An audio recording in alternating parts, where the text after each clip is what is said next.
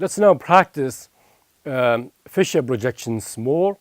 Let's take examples. We see how we can convert them into examples, of course, of tetrahedral drawings, and then we see how we convert them into Fischer projections, and then we try to assign absolute configuration on Fischer projections as we learned before.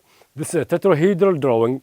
If you, of course, obviously, if you want to check the absolute or determine the absolute configuration here, you assign priorities. Of course, bromine has the highest priority, so this is number 1.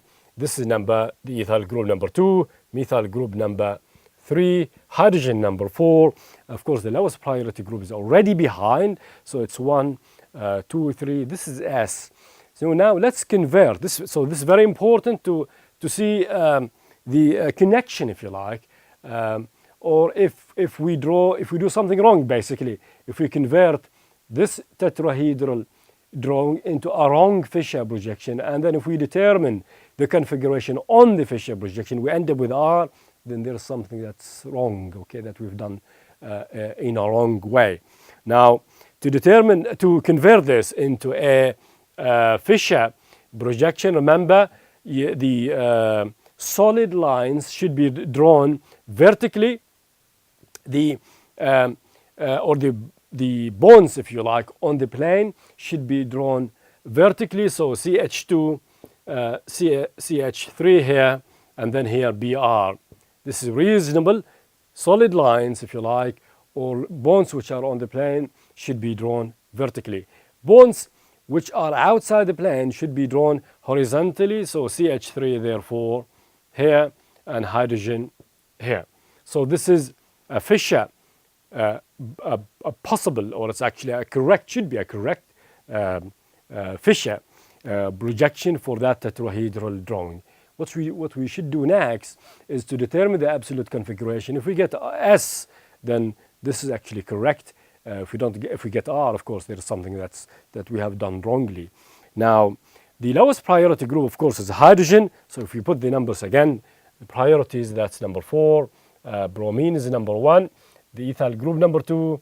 This is number 3. So we need to place the lowest priority group at the top. So it should be rotated, actually. And then we hold one group fixed or steady. We should hold either 3 or 1 steady.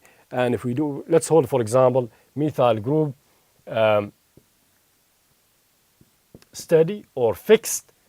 If this is held steady, then we get this representation. So we have CH3 here, which is held steady.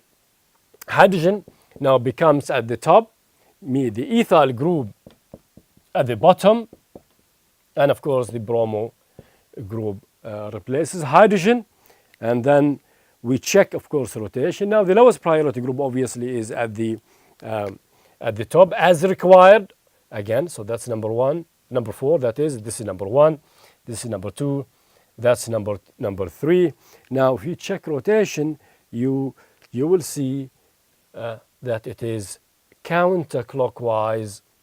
Therefore, this is S. So this is an S configuration in the Fischer projection. This is an S configuration on the tetrahedral drawing. So this exercise is actually correct. Tetrahedral drawing is converted successfully into a correct Fischer projection.